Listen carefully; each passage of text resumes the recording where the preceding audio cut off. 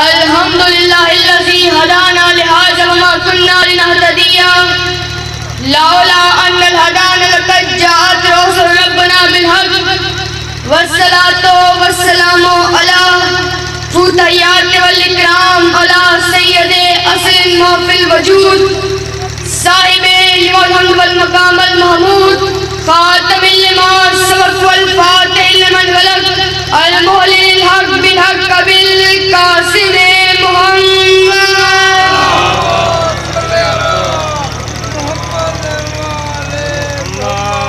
व अहले बैत तय्यबीन ताहिरीन अल मासूमीन अल मुतजबीन अल मज़लूमीन अल्लज़ीना अज़हबल्लाहु अन्हुम रिज्सा व तहरहुम तत्हीरा।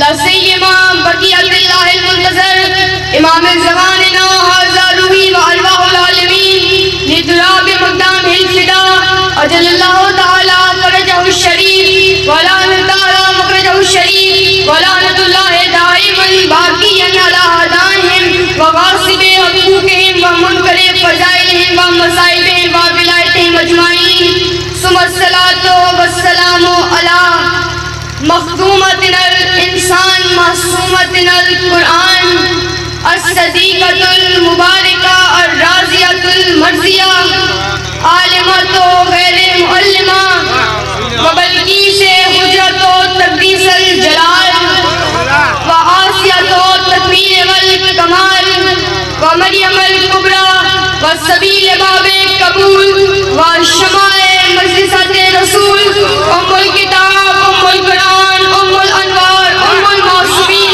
उम्मे अबीहा अस्सय्यदा फातिमतुज़ ज़हरा सलामुल्लाह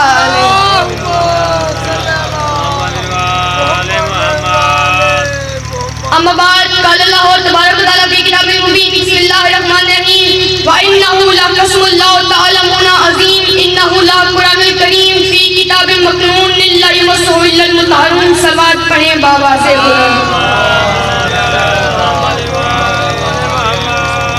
मेरा मौला आखिरी सांस तक अक़ीदा-ए हक़ पे इस्तिक़ामत नसीब फरमा, रिज़्क़े विलायत और रिज़्क़े मार्फत नसीब फरमा।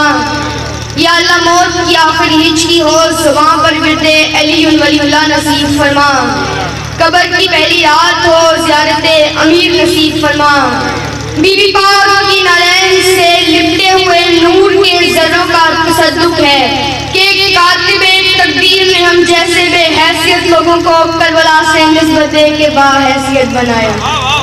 अल्लाह का लाख लाख शुक्र है कि उसने हमारे दिलों की धड़कनों पे या अली, हमारे सीनों पे या हुसैन और हमारे बाजुओं पे या अब्बास लिख दिया। अल्लाह का लाख लाख शुक्र है कि इस घुटन की कायनात में जहाँ सांस लेना दुश्वार हो, हमें हवाए परचम अब्बास के नीचे सांस लेना सिखाया।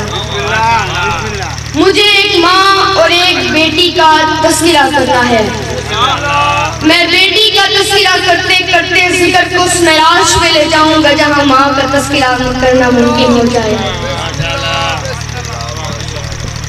रूहे रवान जिस्मे रिसालत,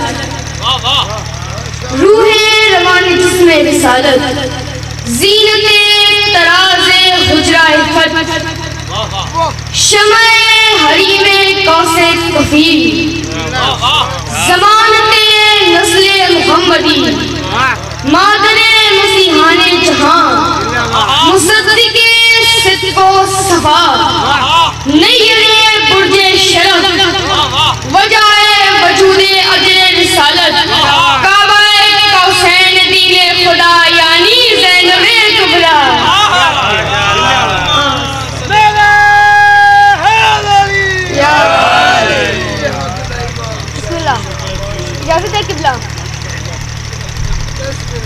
ज़बाने इस्तेमाल करने का अदल अली नहजुल बलागा में बयान फरमा चुके हैं। तो कल्लिमू व तौरिफून, बोलो ताकि पहचाने जाओ।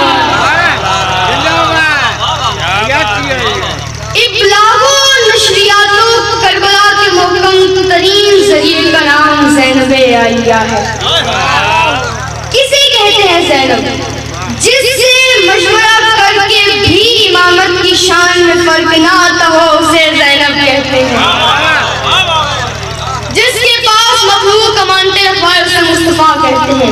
जिसके पास खुदा दीन खुदा मानते रखवाए उसे ज़ैनबे आलिया कहते हैं। मिराज दो हैं, एक है मिराज मुस्तफा, एक है मिराज दीन मुस्तफा। मुस्तफा को मिराज करवाई है खुदा ने और दीन मुस्तफा को मिराज करवाई है ज़ैनबे आलिया ने। अब मैं जुमला कहने लगा हूँ, कुछ समय खामोश है, अपनी ज़बानों की इबादत करे तो मैं जुमला हदिया करूँ। मुझे अल्लाह की कसम, मुस्तफा की कसम, मुर्तज़ा की कसम, ला इलाहा मिट जाता अगर मोहम्मद रसूलुल्लाह न होता। मोहम्मद रसूलुल्लाह छुपा दिया जाता अली वलीउल्लाह न होता। अली वलीउल्लाह छुपा दिया जाता अगर करबला न होती। करबला मिटा दी जाती अगर ज़ैनबे कुबरा न होती।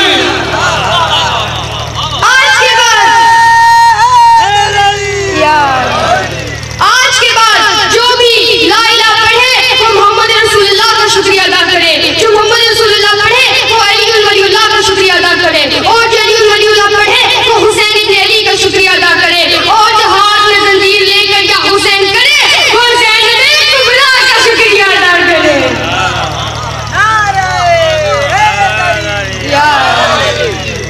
बीबी का लक़ब है अमीना इमामत। बीबी जले हुए ख़ैमत से इमामत को बचाते हैं। बीबी ने दो हुज्जतों को बचाया, दो हुज्जतें सजाद और बाक़िर की सूरत, जिन्हें अल्लाह ने आलिया के हवाले किया। इतने पढ़े लिखे मजमे के सामने एक सवाल कायम करने लगा। जिन 9 लाख भेड़ियों ने असगर को नहीं छोड़ा, उन्होंने सजाद को कत्ल क्यों नहीं किया? जिन 9 लाख भेड़ियों ने असगर को नहीं छोड़ा, उन्होंने सजाद को कत्ल क्यों नहीं किया? जबकि वो जानते थे कि मौला सजाद हुसैन के बाद इमाम है। वो सजाद को कत्ल करना चाहते थे, लेकिन एक ताकत ने 9 लाख को रोक दिया। तवज्जो है ना? बीवी ने जले हुए खैमों के सामने आकर फरमाया, हुसैन का इरादा शहादत थी, अब्बास की तमन्ना शहादत थी। तलवारें अब भी तुम्हारे पास है, लश्कर अब भी तुम्हारे पास है। अगर तुम में से किसी ने सजाद की तरफ कदम नहीं बढ़ाया तो मैं क़यामत बर्पा कर दूंगी। अब मैं जुमला कहने लगा हूँ, और मुझे नहीं पता किसके कलेजे की हसन चढ़ सुनेगा, किसके शेर पर मेरा अर्श से टकराएंगे। तेरा मासूमीन ने उसको सजदा किया तो साजिदीन बने, इंतजाम के बाजार में सजाद ने ज़ैनब को सजदा किया तो सैयदुल साजिदीन बने। सलवात पढ़े बाबा से बुलंद। बीबी ने फरमाया, ऐ हिला के बेटे, तूने हुसैन से बैत मांगी थी, अब मैं 2 हुज्जतें लेकर तेरे घर आ रही हूँ। हिम्मत है तो इनसे बैत मांग के दिखा। बीबी जैसे जैसे शाम की तरफ बढ़ रही थी, यजीद डर रहा था, ये मजमे लगा रहा था, ये रश लगा रहा था ताकि अली की बेटी का इरादा तर्क हो जाए। इधर अली की बेटी बाजार मुश्किलों को चीरती हुई, भीड़ को चीरती हुई, बाजारों को चीरती हुई अली की बेटी ने दरबार यजीद के अंदर आकर फरमाया, और ठिलकार का बेटा ज़हरा की बेटी आई है। आखिर यजीद का मकसद क्या था? वो अली मोहम्मद से क्या कहना चाहता था? वो मकसद बताने लगा। आखिर क्या मजबूरी थी सब कुछ करने की? यजीद के दादा को पता है मक्का के मौके पर मोहम्मद मुस्तफा के सामने पेश किया गया। उसको लगा मोहम्मद मुस्तफा मुझे सजा देंगे, जो कुछ मैंने किया मोहम्मद मुस्तफा उसको बदला लेंगे। लेकिन मिंबर पर रहमतुल आलमीन थे। मोहम्मद मुस्तफा ने एक नजर रहमत उठाई और फरमाया, जा मैंने तुम्हें आजाद किया। वो जहाँ से गुजरता था लोग उसे कहते थे, ये वो है जिसे मुस्तफा ने आजाद किया। वो अपने आप में दम करके कहता रहा कि काश मुस्तफा मुझे मौत दे देते और ये जुमला न कहते कि जा मैंने तुम्हें आजाद किया। वो मरते मरते अपनी बेटी को नसीहत कर दिया कि तुमने अहले बैत में से किसी को कैद करके दरबार में लाना है और उसे जुमला कहना है कि जा मैंने तुम्हें आजाद किया। उसने बड़ी कोशिश की, लेकिन कभी अली ने सफीन उल्टे पाँव दौड़ाया, जो मन की भूखी खानी पड़ी। वो हसन का दौर आया, मौला हसन ने अपने खुद को रसूल की यादों को तार कर दिया। उसकी कोशिश थी कि मौला हसन को कैद करके दरबार में लाऊं और उसे जुमला कहूं कि जा मैंने तुम्हें आजाद किया। वो भी मरते मरते अपने बेटे यजीद को नसीहत कर दिया कि तुमने अली मोहम्मद में से किसी को कैद करके दरबार में लाना है और उसे जुमला कहना है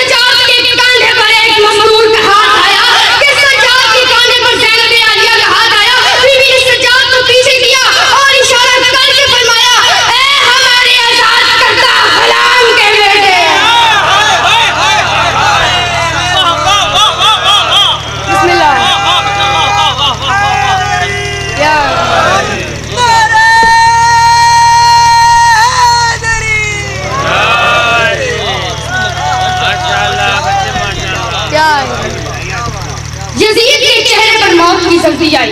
बीबी ने फरमाया, तूने हमें आजाद किया था या हमने तुझे आजाद किया था? यजीद के चेहरे की मौत की सर्दी देखकर 36 मुल्कों के सफीरों ने कहा, यजीद आखिर ऐसी तेरी क्या मजबूरी थी कि तूने अपने ही नबी का बेटा कत्ल करा दिया? जिसका कलमा पढ़ता था उसका बेटा कत्ल क्यों करवाया? यजीद ने तख्त पर बैठ के कहा, हुसैन मेरे इख्तियार को नहीं मानता था।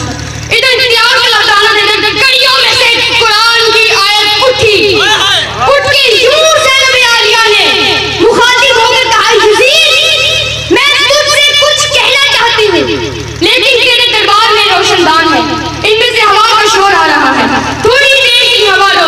यजीद ने कहा, अली की बेटी में हवा नहीं रोक सकता। बीबी ने फरमाया, कहाँ गया तेरा इख्तियार? अच्छा तो तू ये हवा नहीं रोक सकता? यजीद ने कहा, अली की बेटी में नहीं रोक सकता। बीबी ने फरमाया, तेरे दरबार में खड़े हैं घोड़े, घोड़े बार बार अपने पांव उठा रखते हैं, दरबार है टापों का शोर, थोड़ी देर के टापों का शोर रो। यजीद ने तरफ कहा, अली की बेटी कभी कहती हवा रो, कभी कहती ऊँटों की गद्दों को रो, कभी कहती घोड़ों के सुमों को रो। तुझे नहीं पता ये ताकतें बेशकील सिपाही है। इंसान हो के हवा कैसे रोकूं, इंसान हो के घोड़ों के सुमों को कैसे रोकूं, इंसान हो के ऊँटों की गद्दों को कैसे रोकूं? इतना कहकर बीबी दो कदम आगे बढ़ी, आगे बढ़ के ज़ैनब आलिया ने फरमाया, खामोश हो जाओ। इतना कहना था कि हवा रुक गई। जिस घोड़े ने पाँव उठाया था उसने रखा नहीं, जिस घोड़ी की गर्दन हिली थी उसकी चुप्पी नहीं आई, जिस फौजी की आंख खुली थी उसकी बंद न हुई। यजीद का पूरा दरबार पत्थर का हुआ, जिसकी नापाक बदन की रूह वापस आई। जिसने कहा, अली की बेटी क्या कर दिया तूने? पूरा दरबार पत्थर का हो गया, हर इंसान मुड़ बनकर खड़ा हो गया। इतने कहने में भी दो कदम आगे बढ़ी, आगे बढ़ के ज़ैनब आलिया ने फरमाया, अब बता कहती तू है या हम हैं?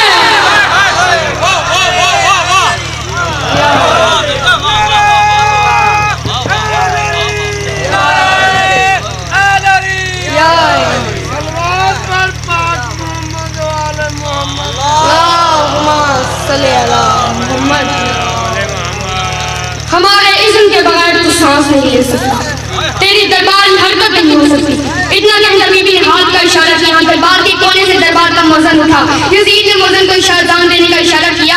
उस मुअज्जिन को लगा कि बेटी जो अली की है, ये ऊँटों की गर्दनों को रोक सकती है, ये घोड़ों के सुमों को रोक सकती है, ये हवा को रोक सकती है। बेटी जो अली की है, ये अज़ान नहीं रोकेगी, ये अज़ान नहीं रोकेगी। इधर मुअज्जिन अशहदु अन्ना मुहम्मद रसूलुल्लाह पे आया। बीबी ने हाथ का इशारा किया, मुअज्जिन के लब बंद हुए। बीबी ने फरमाया, ओ मलान, तूने इसलिए अज़ान लगाई थी कि तू मुझे खुतबे में रोक सके। दरबार तेरा है, मुफ्ती तेरे हैं, गुलाम तेरे हैं, तख्त तेरा है, सिपाही तेरे हैं, लश्कर तेरा है।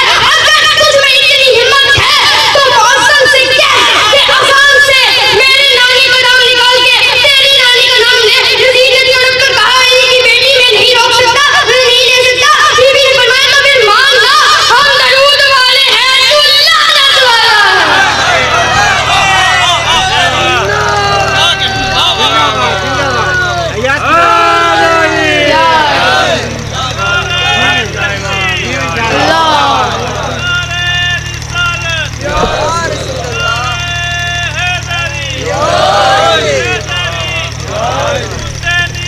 जिंदाबाद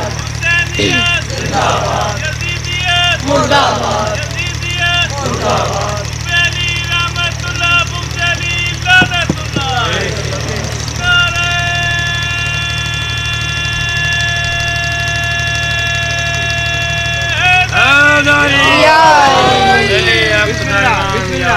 अगर अली को मानते हो ना, यहाँ से मानते हो, तो फिर हक बात कहने से ना डरा करो, क्योंकि मौला अली ने फरमाया था, कब्रिस्तान उन लोगों से भरे पड़े हैं जो ये समझते थे कि हक बात कहेंगे तो मर जाएंगे।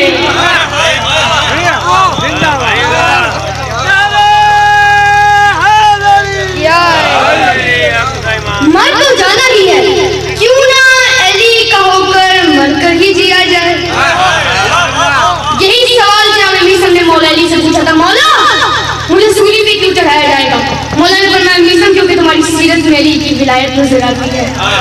मौला एक कायनात में खजूर खाकर गुठली जमीन में बांधी और फरमाया, मीसम जब ये जवान होगी तो जो उसने सूली पे चढ़ाया जाएगा।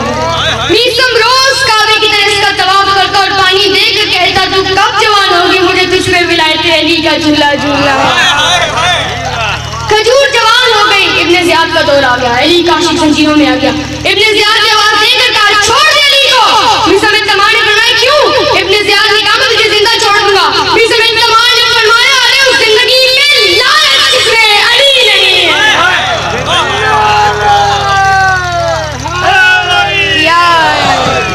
इब्ने ज़ियाद ने कहा अगर ये बात है तो मैं तेरे हाथ काटूंगा, तेरे पाँव काटूंगा, तेरे कान काटूंगा, तेरी आंखें निकाल लूंगा, फिर मैं तुझे सूली पे चढ़ा दूंगा। मिर्ज़ा बिन तमाम ने फरमाया गलत, अबू तालिब के बेटे ने कहा था इब्ने ज़ियाद तुझे कत्ल करने से पहले तेरी ज़बान काटेगा, इब्ने ज़ियाद तुझे कत्ल करने से पहले तेरी ज़बान काटेगा। इब्ने ज़ियाद ने कहा अगर ये बात है तो मैं तेरे हाथ काटूंगा, तेरे पाँव काटूंगा, तेरे कान काटूंगा, तेरी आंखें निकाल लूंगा, फिर मैं तुझे सूली पे चढ़ा दूंगा। मिर्ज़ा बिन तमाम के हाथ कट गए, मिर्ज़ा बिन तमाम के पाँव कट गए, मिर्ज़ा बिन तमाम के कान कट गए, मिर्ज़ा बिन तमाम की आंखें निकल गई, मिर्ज़ा बिन तमाम सूली पे आ गया। चूही सूली पे आया, एक ऐसा अली का शिया है जिसके कान नहीं है फिर भी सुन रहा है, जिसकी आंखें नहीं है फिर भी देख रहा है, जिसके पाँव नहीं है फिर भी जुम्बिश कर रहा है। मिर्ज़ा बिन तमाम ने फरमाया अय्युहन्नास, लोगों में तुम्हें बताता हूँ मेरा अली अजीब दौलत वाला है, मेरा अली की लाइकों पर बढ़ा देने वाला है, शौकुल्लाह है, इज्जतुल्लाह है, काबे का गवाह है, बतूल का शौहर है। मिर्ज़ा बिन तमाम ने फरमाया लोगों में तुम्हें बताता हूँ मेरे मौला ने मुझे बताया था मेरे आसमान का नाम रही है, दूसरे का नाम निगुम है, तीसरे का नाम मदून है, चौथे का नाम कलून है, पांचवें का नाम महूफ है, छठे का नाम मजमा है, सातवें का नाम मारूफ है। मिर्ज़ा बिन तमाम ने फरमाया लोगों में तुम्हें बताता हूँ मेरे मौला ने मुझे बताया था मेरे आसमान का नाम पानी में धुआं है, दूसरे का तांबे जैसा है, तीसरे का मदन है, चौथे का सोने जैसा है, पांचवें का टानी जैसा है, छठे का सदैकू जैसा है, सातवें का आकाश जैसा है। मिर्ज़ा बिन तमाम ने फरमाया लोगों में तुम्हें बताता हूँ मेरे मौला ने मुझे बताया था सातवें आसमान के ऊपर कितना लंबा फला है, जिसकी लंबाई चौड़ाई नहीं है, जिसका पहला ज़मीन और सातवां आसमान है, उसके ऊपर मकाम मरबूजा है, उसके ऊपर जन्नतुल मावा है, उसके ऊपर जावे हम है, उसके ऊपर काबे जबरूत है। मुझे इस मिंबर की कसम 70,000 के जवाब का नाम अली के शिया ने सूली पे लिया। इब्ने ज़ियाद ने कहा तुझे जितने मर्ज़ी अपने मौला के खुदाई बयान कर ले, लेकिन तेरे मौला का फरमान मैं कभी पूरा नहीं होने दूंगा कि मैं तुझे कत्ल करने से पहले तेरी ज़बान काटूंगा, कि मैं तुझे कत्ल करने से पहले तेरी ज़बान काटूंगा। मिर्ज़ा बिन तमाम के चेहरे पर जलाल आया। मिर्ज़ा बिन तमाम ने फरमाया लोगों को मैं बताता हूँ मेरे मौला ने मुझे बताया था उसका बाप कौन ही वो था, उसका बाप कौन ही वो था, उसका बाप कौन ही वो था। जब मिर्ज़ा बिन तमाम ने 7 बंदों के सिर वज़ीयतें बनाई, इब्ने ज़ियाद ने तड़प कर कहा तो मेरी भी बता देगा, इसकी ज़बान काट दो। जब ज़बान कट गई, कटी हुई ज़बान से आवाज आई अली कालिब सच्चा था, अली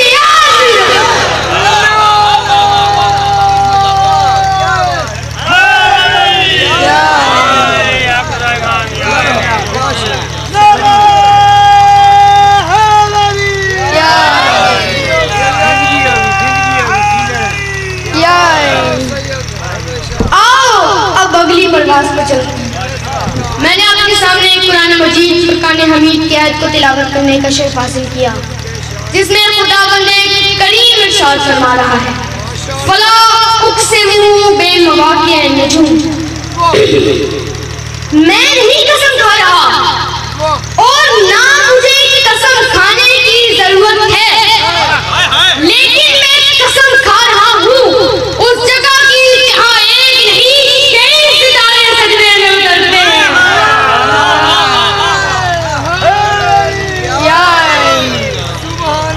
व इन्नहु लक़समुल्लाह तआला अज़ीम, और तुम जानते ही नहीं ये कितनी बड़ी कसम है।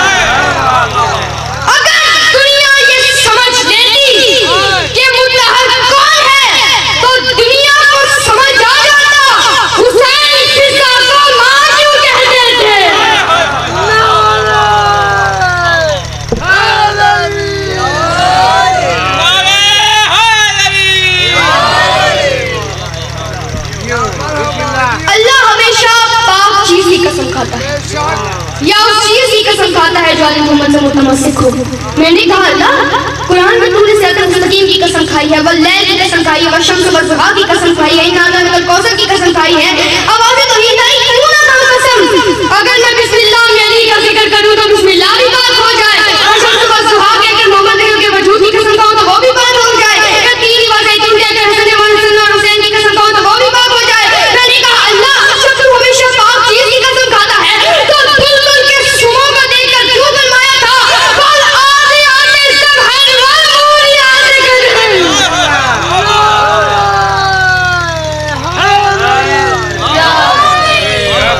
अल्लाह ने फरमाया मैंने दुल्दुल के सुमों की कसम खाकर क़यामत तक आने वाले हर मुनाफिक मुल्ला को ये सबक दिया है कि ए मुल्ला, जब तू दुल्दुल के सुमों के बराबर नहीं तो अली जैसा कैसे हो गया।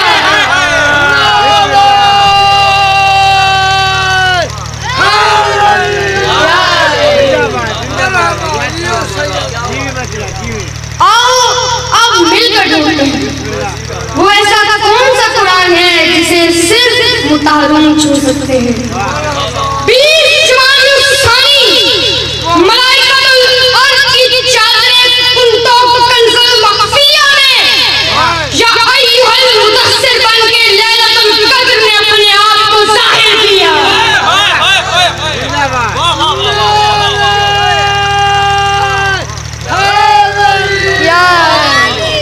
मलाइकतुल अर्श, मलाइकतुल अर्श मादरे सैयदा कौन है जिन्हें दुनिया मलाइकतुल अर्श के नाम से जानती है।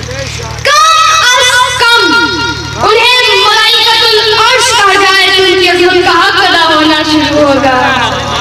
और माफ करना, ये तारीखें सिर्फ हमारी खुशियां मनाने के लिए है, क्योंकि इनको आने के लिए तारीखों की जरूरत नहीं, तारीखें खुद इनकी मोहताज हैं।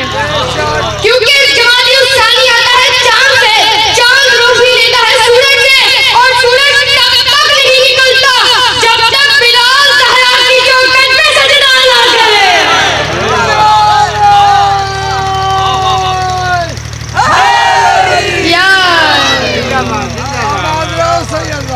सलवात पढ़े बाबा से बुलंद।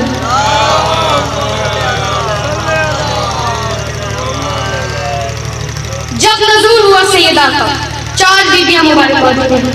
पहली बीबी जनाब हवा, दूसरी बीबी जनाब उम्मे कुलसूम, तीसरी बीबी जनाब आसिया बिन्त मुज़ाहम जिन्होंने हज़रत मूसा को पाला था, चौथी बीबी जनाब मरियम मादरे ईसा नौकरे महदी। बीबी खदीजा ने सैयदा को अपने हाथों पर उठाया और फरमाया मैं तुम्हारी मुबारक कबूल करती हूँ, जरा मेरी बच्ची को अपने हाथों पर तो उठाओ।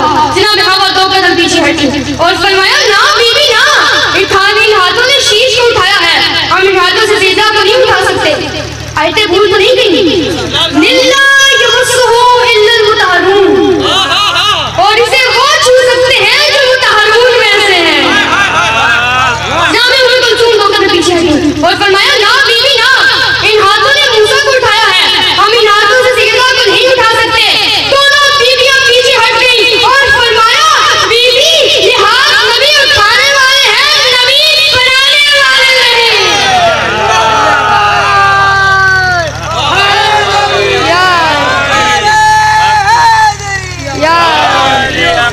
चारों बीबियां पीछे हट गई और फरमाया बीबी हम ताहिर हैं, लेकिन तेरी बेटी को सिर्फ मुताहरून छू सकते हैं। सामने खड़े थे जनाब अबू तालिब और फातिमा बिन्ते असद। बीबी ने सैयदा को पहले जनाब अबू तालिब को दिया, फिर फातिमा बिन्ते असद को दिया और इशारा करके फरमाया ये वो कुरान है जिसे सिर्फ मुताहरून छू सकते हैं।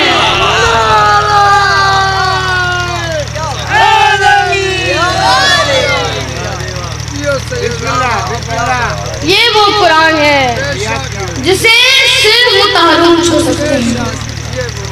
मौला बानियान की तौफीकात में इजाफा करे और जितने कदम चल के आए वो भी दुआ की इबादत में शुमार करे।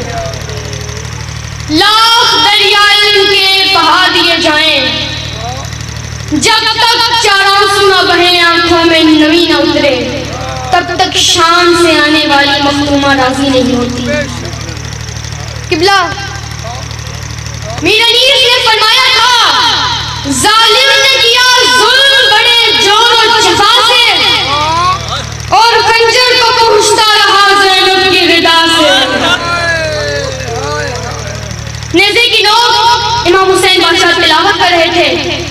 कोई शाम बिल्कुल करीब आ गया। इन जालिमों ने सोचा सफर बहुत ज्यादा हो चुका है तो कहीं रुककर थोड़ा आराम कर लिया जाए। जिस जगह को रुकने के लिए, आराम करने के लिए चुना गया वो एक ईसाई का बाग था। ईसाई के बाग में नेज़े खड़े किए गए और वक्फा किया गया। इमाम हुसैन बादशाह की तिलावत जारी थी। बाग के इस कोने से तिलावत हो रही थी और दूसरे कोने पर उसी ईसाई की 4 साल की बच्ची बैठी थी जो दोनों आंखों से नाबीना थी। हकीमों ने कह दिया था इसकी आंखों को बिनाई मिल ही नहीं सकती। मौला हुसैन बादशाह की तिलावत जारी थी। तिलावत की आवाज उस बच्ची के कानों तक पहुंच गई। आंखें तो थी नहीं, उसने आवाज के सहारे में चलना शुरू किया। वो चलते चलते आ गई नेज़े के नीचे, उसी नेज़े के नीचे जिसमें सैयदुल शुहदा का सर था।